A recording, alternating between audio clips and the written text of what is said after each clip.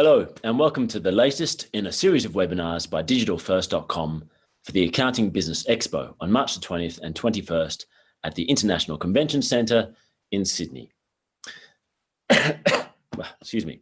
My name is Sholto Macpherson. I'm editor of digitalfirst.com and head of content for the Accounting Business Expo. Thank you for spending your lunch with us today. Now, I know many readers at Digital First run their own businesses. If you do, you never forget the hard slog to get it going. Our guest today also started her own business and made it even harder by using ideas that ran counter to the accepted wisdom. When Jessica Brady launched a financial planning business, she charged a flat fee rather than a percentage, the way almost every other financial planner operates. To make things even tougher, Jessica decided not to target rich retirees and instead convince younger professionals to prepare for their future.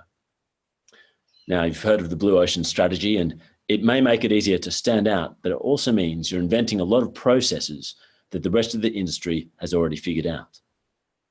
Starting a small business is always a challenge, but how much harder was a counter-market approach? Our guest today is Jessica Brady, co-founder of Fox & Hare, a financial planning business based in Sydney. Jessica's session is one of 130 seminars, roundtables and tech talks across 2 days at the Accounting Business Expo. Ladies and gentlemen, please welcome Ms. Jessica Brady. Jessica, how are you doing? Hi, very well. How are you? I'm doing great. I'm just going to get my thing sorted out here. So just wanted to ask, at the beginning, had you started a business before? Was it the first time running your own business? Very first time. Never before had I run a business. In fact, I'd actually never been part of a small business. My background is only ever working in big organizations. And so did you think that by doing something different would make it harder or easier? Because I mean, it's quite a bold step, isn't it, to start out not with just one different thing, but 2 or 3 different things that were quite counter to what everyone else is doing. Yeah, definitely. I think, when you're on the other side and you've never been in small business, you're always incredibly optimistic about how easy things will be. And of course, you will be different and you will be able to do things much easier and better than everyone else in small business. But the reality of small business is obviously quite different to that. And look, we just spent a lot of time really trying to understand our market and really trying to understand what it is that they wanted from us. And by virtue of that, we just built a business that really catered to their needs, which has become quite a contrarian approach, I'm learning.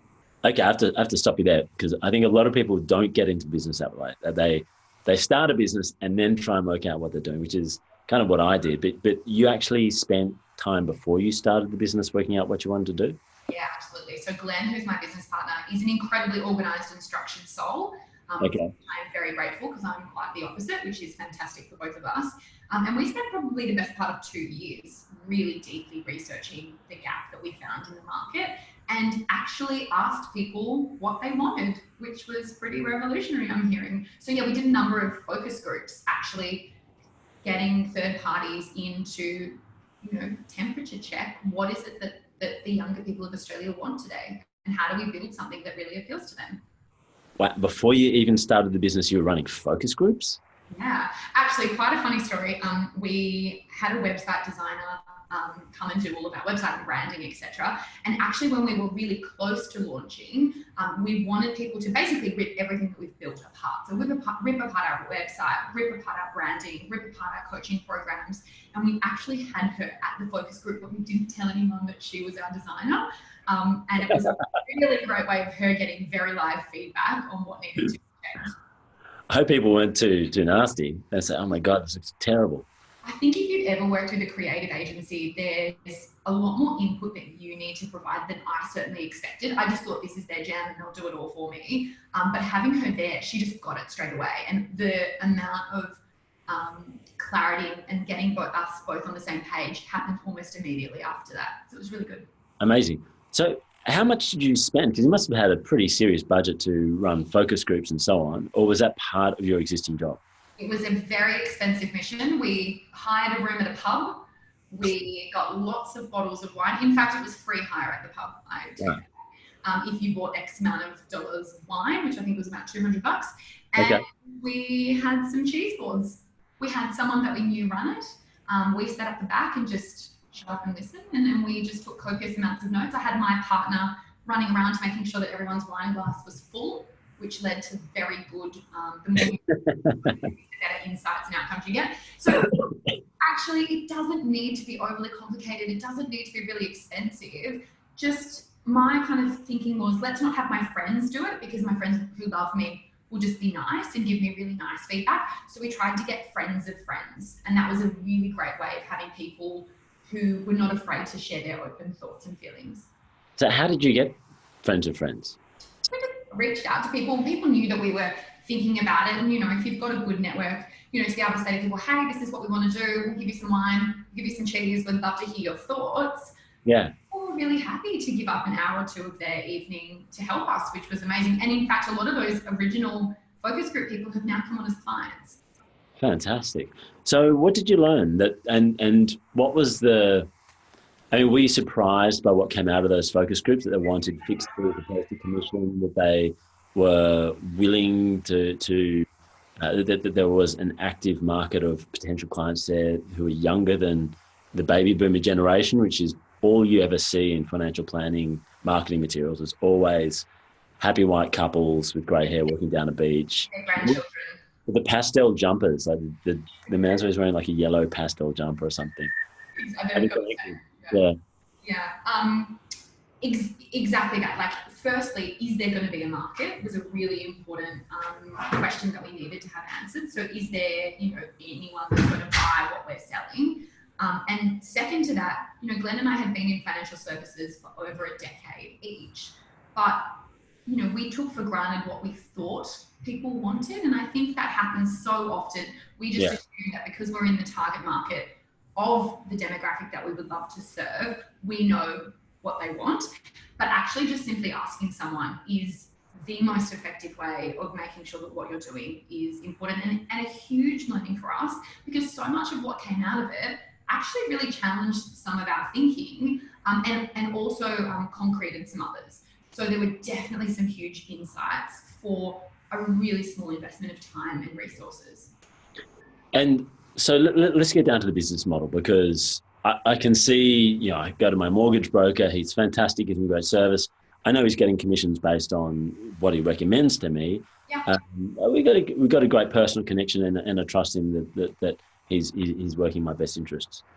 Look, it seems to be standard model for people working in financial services. How do you make it work when you just doing a fixed fee? Because people don't like paying for stuff. They like getting free stuff where there's a commission on the back end they don't have to witness. Yeah, I actually think the tide is turning. And I think that the generation of clients that we work with, which are predominantly 25 to 45, are actually a lot more interested in understanding, well, what is the conflict of interest and what are you getting paid for that? And what do I need to understand about who you're licensed through or who you're ultimately beholden to in terms of the conflicts that may or may not exist with that advice. I actually think the younger generation are far more skeptical around, you know, free advice, because at the end of the day, unless it's some sort of charitable work, someone somewhere is getting paid. And so I actually think that there's this huge shift of thinking, and having a transparent pricing model is resonating incredibly well with the younger demographic, because, you know, they know what they're in for and there's no kind of surprises. And, you know, often I say to people, you know, do you have a financial advisor already? And they say, no, I definitely don't. And then I look at their super statement and there's someone's name there. And I say, actually, it seems to me that you do already have a financial advisor. Did you realize this? And they're really disappointed. And I think that goes back to the trust factor that we really have to start rebuilding in the financial services community. But I guess it does raise another issue, which is that if you have been, so like I'm 43, right? So maybe just outside that cusp. But if I've always just gone to people who I guess are getting paid commissions. They must be. Mm-hmm. And if I were to pay an upfront fee, I wouldn't know what that should be relative to the value that I'm getting. I mean, I've got no baseline. So how did you go about setting that so that it would be acceptable for your clients, but also sustainable for you as a business? Yeah, sure. So for us, it was about understanding what is it going to take to provide the advice. So really understanding what was the time input required from us, and not just me, but our entire team. And then understanding what infrastructure do we need.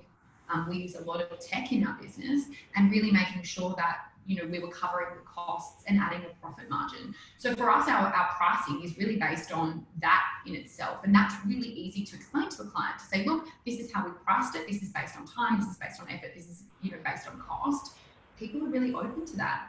And I think it's an exercise that's actually not done very well, more broadly. Okay, there's another thing here too, which is a commission is annually recurring revenue, right?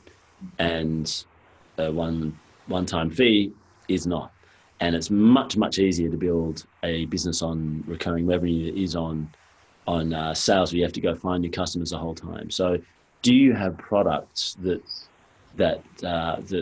are recurring revenue, or are you just constantly having to find more and more customers to get them through the door and make sales every month? Yeah, sure. So I guess first and foremost, we're a goals-based advice firm. So my intention is to make sure that each and every one of our clients that come to see us have a financial strategy that really aligns with whatever it is that they want to do.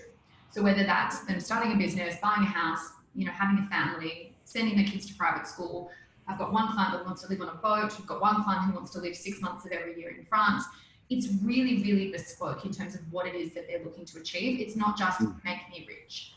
So a big part of that, and because I'm dealing with clients that are significantly younger than your traditional financial advice model, their world is constantly pivoting. You know, new jobs, new income, babies, marriages, divorces, and everything in between. And what I'm really keen for clients to understand is I can definitely help them get the structure up front, but a huge amount of value that we add is the ongoing coaching. And ongoing coaching forms part of all of our programs that we offer to people.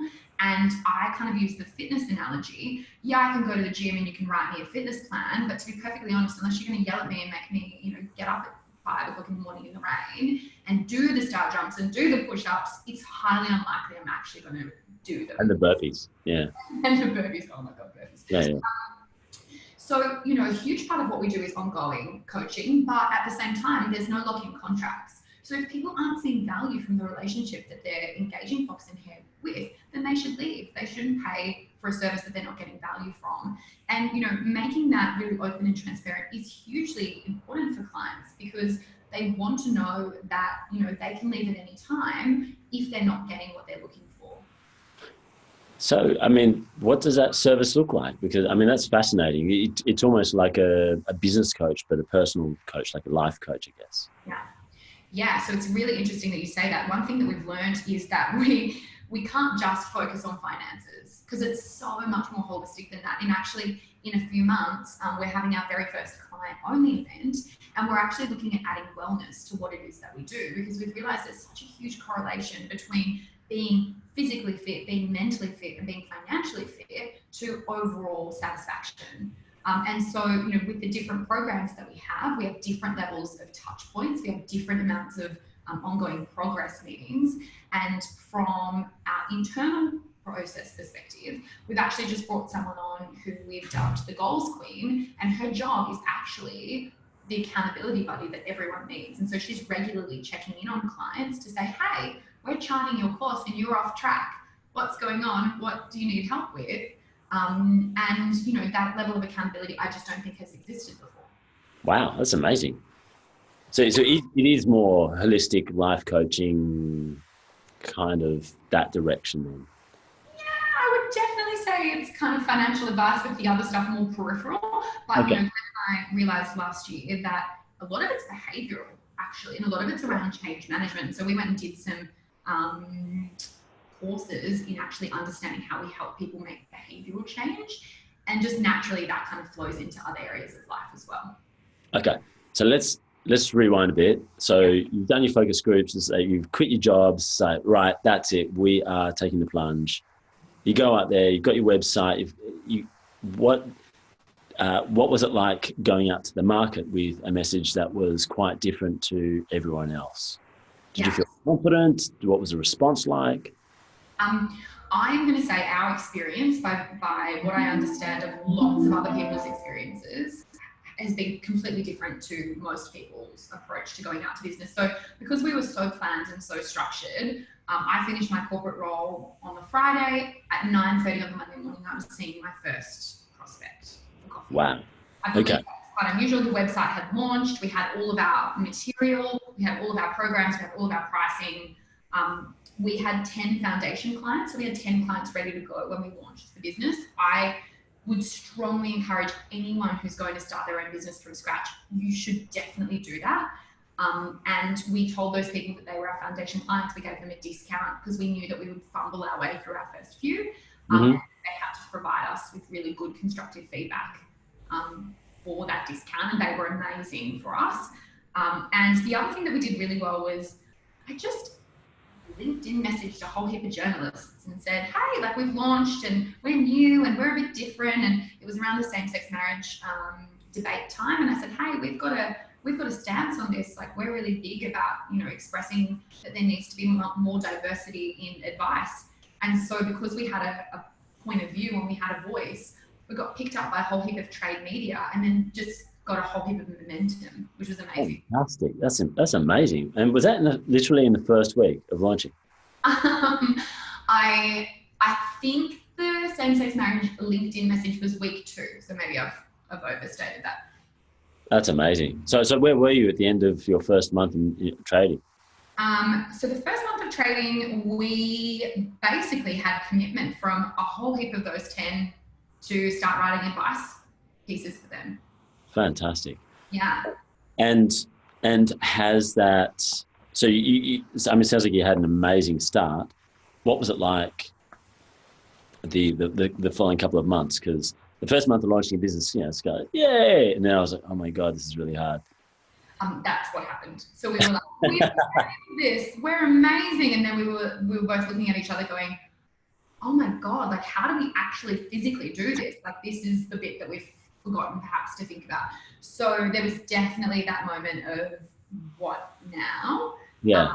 And people always see the success and people always see the glamour and the lights and all the rainbows, but there was an awful lot of work. There was an awful lot of tears. There was an awful lot of, I've just left the most amazing role with, a huge amount of stability to throw myself with no floaties into the very deep end of the pool. And we're still learning, we're still pivoting, we're still changing, we still make mistakes. And I think you just have to be open to that and know that it's probably always going to happen.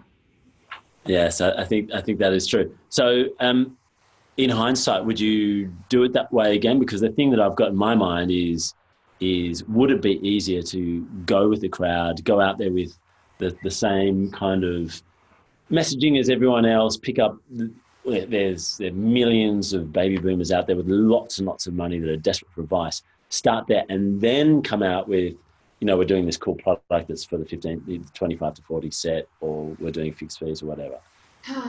Not for me, and where I know my heart is. I really love that I can help people with a really long time horizon. And I know that if they actually get structure in place and stick to a plan, they will have huge outcomes. Seeing people 2 to 3 years before retirement, desperately saying, help me, and me know that they don't have a huge amount of time to ride out market fluctuations or, to build a huge amount of wealth to set themselves up for retirement. That isn't my passion. In saying that though, would I do things differently? 100%. If I had someone tap me on the shoulders and say, hey, future you wants you to do it this way.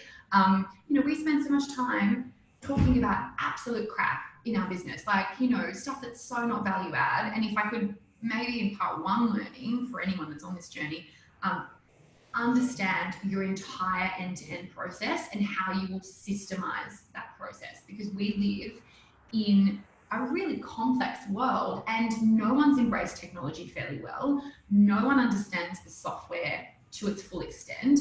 And, when I went searching to have, desperately searching to find people who could use the software to have workflows, I couldn't find many people that actually had embraced it really well. And they were just throwing people at problems. And I was convinced that wasn't the way to do it. And that wasn't the long-term, business that we wanted. I don't want 100 people doing data entry. I want a smooth and efficient system. And that was a huge learning that I wish we'd spent more time on before we launched. Fantastic. Well, Jessica, we're just coming up to the 20-minute mark, so I know everyone needs to get back into the network. But don't worry, you can hear all of Jessica's session at the Accounting Business Expo. The session is called Breaking the Mould in Financial Planning. It's on Wednesday, 20th of March at 1:30 to 2 p.m. And a reminder that Jessica's session is one of 130 sessions happening across the 2 days. It's completely free to attend if you're an accountant or bookkeeper, but you have to register before March the 20th. Otherwise, you get paid for $60. So, Jessica, thank you so much for your time. It's been lovely chatting with you. Thank you. Thank you so much for having me. It's been great. And look forward to seeing you at the Accounting Business Expo. Looking forward to it. Thanks, Sholto. Okay, bye-bye.